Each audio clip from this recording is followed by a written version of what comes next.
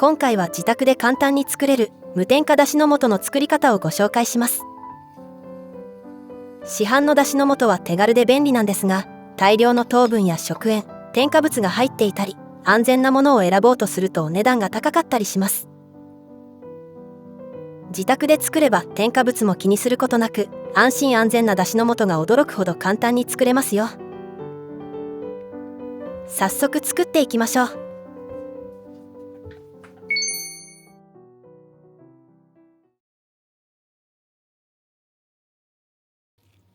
今回用意した材料はこちらです。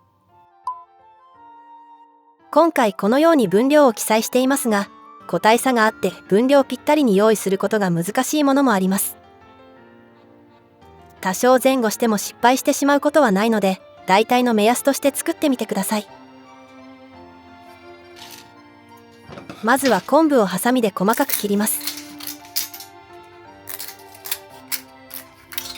材料の中で昆布が一番硬く粉末になりづらいです。昆布だけが粉末にならずに形が残ってしまうことがあるので、最初にできるだけ細かく切るようにしてください。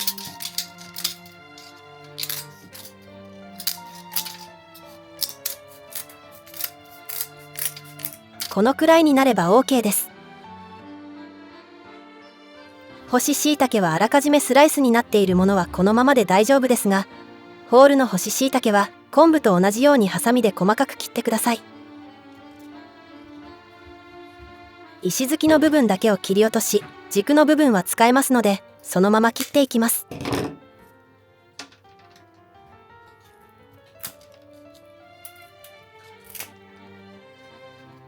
今回はスライスタイプの干し椎茸の量が足りずに、ホールタイプをプラスしているだけなので、スライスタイプを用意していただければ切る手間が省けます。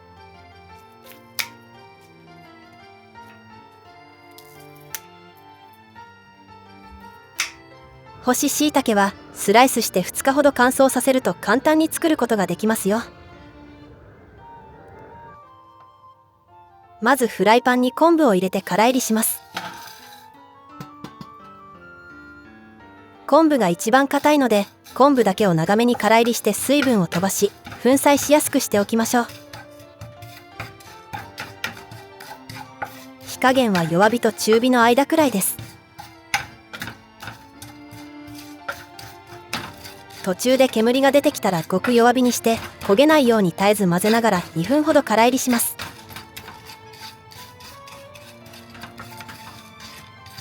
あまりに煙が出てしまっている場合は一旦火を消して余熱だけでいってください。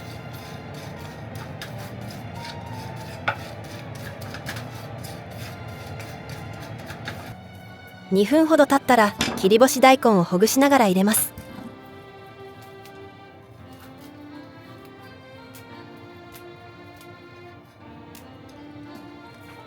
干し椎茸も入れましょう。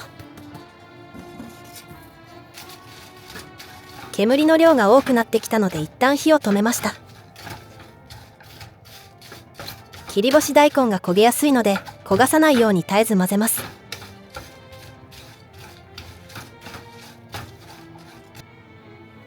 2分くらいからいりしたら最後に鰹節を加えます。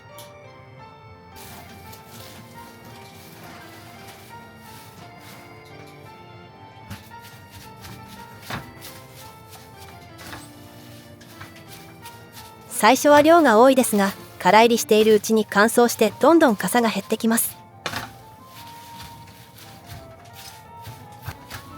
すべての材料をまんべんなくからいりして水分を飛ばすことできれいな粉末になります。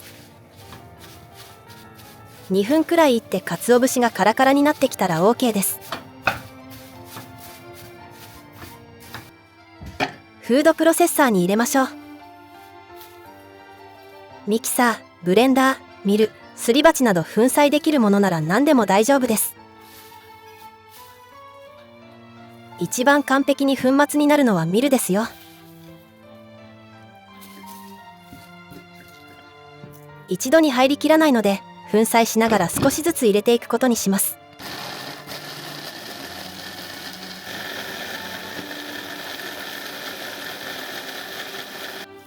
ある程度細かくなったら追加で入れます。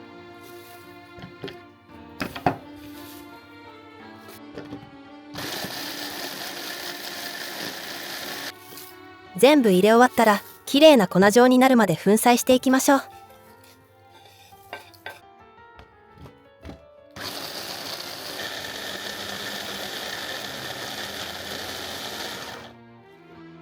端の方に寄ってしまっただしの素を時々寄せながら混ぜます。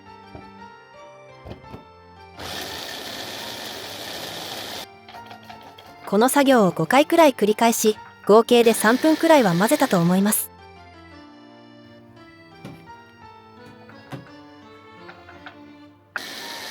刃が小さいミキサーだと粉砕するのに少し時間がかかる場合もありますが、根気よく混ぜてみてください。できました。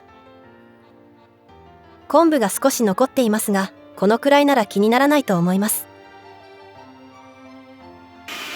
ミルで粉砕すると昆布まできれいに粉末になりました。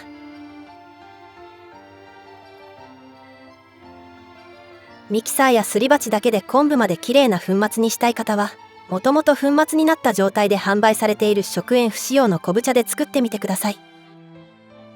昆布以外は比較的簡単に粉末になるので、昆布茶にするだけでより簡単に粉末だしが作れます。昆布茶以外の材料を動画の通りに空炒りし、ミキサーで粉砕するときに昆布茶を加えて一緒に混ぜてください。清潔な保存容器に入れ替えます。常温保存の場合は冷暗所で1ヶ月くらい日持ちします。冷蔵保存の場合は3ヶ月ほど。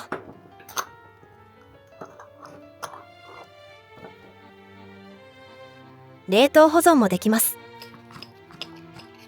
タッパーに入れて冷凍すれば固まってしまうこともないので、使いたい時にすぐに使えます。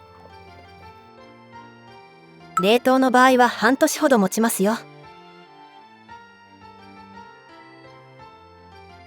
このだしの素は市販品のように食塩が入っていないので、うっかり入れすぎてしまってもそんなに大きな失敗につながることもないと思います。よくあるだしの素のように塩分入りにしたい場合は、空炒りしている段階で塩を小さじ1入れて一緒に加熱してください。このだしの素はアレンジもできて、煮干しやエビを入れても美味しくできます。煮干しを入れる場合は臭みが出やすい綿などを取ってからフライパンで炒ると美味しくできますよ。このだしの素の使い方も簡単にご説明したいと思います。まずはお味噌汁。約2人前で作ります。お水 300ml、だしの素を小さじ1。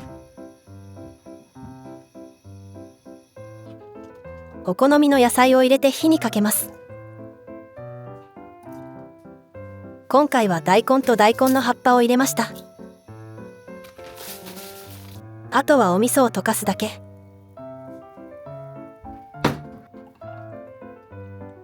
普通にお出汁を取ってからお味噌汁を作ると出汁殻が出るので、それをふりかけにして消費したりすることが多かったんですが、このように粉末にしてしまえば出汁殻を再調理する手間も省けますし、より手軽に栄養を丸ごといただくことができるようになりました。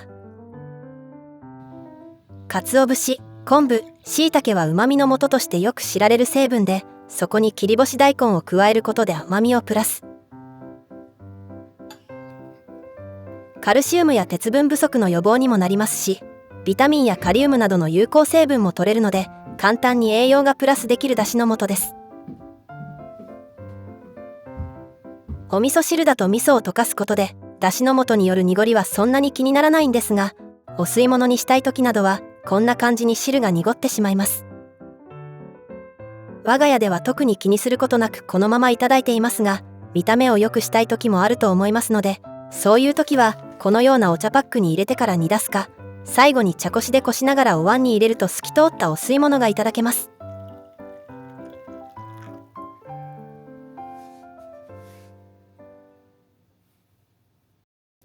次はだし巻き卵。卵3個に水を大さじ3。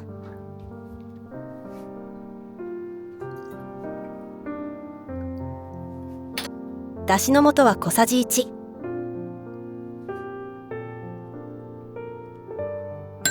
みりん大さじ1に塩は小さじ1/3。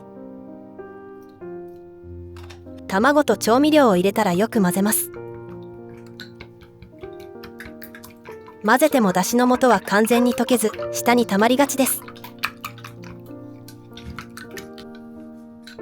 フライパンに流し入れるときはその都度よく混ぜてから入れるようにしましょう。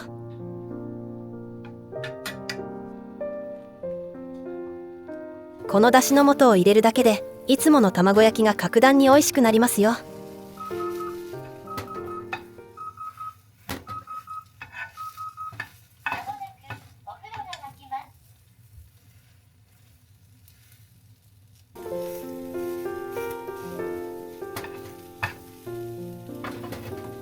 完成です。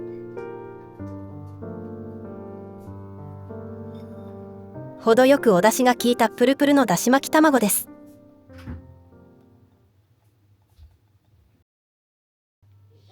このだしの素はふりかけとしても活用できます。約 150g のご飯にだしの素小さじ1、刻んだ大葉に梅干し1個を叩いてペーストにしたものといりごま大さじ1。今回はすりごまを入れました。よく混ぜたら完成です。だしの素は鰹節の割合が多いのでおかかおにぎりのような感じになります。お醤油と混ぜればリッチなおかかおにぎりになりますよ。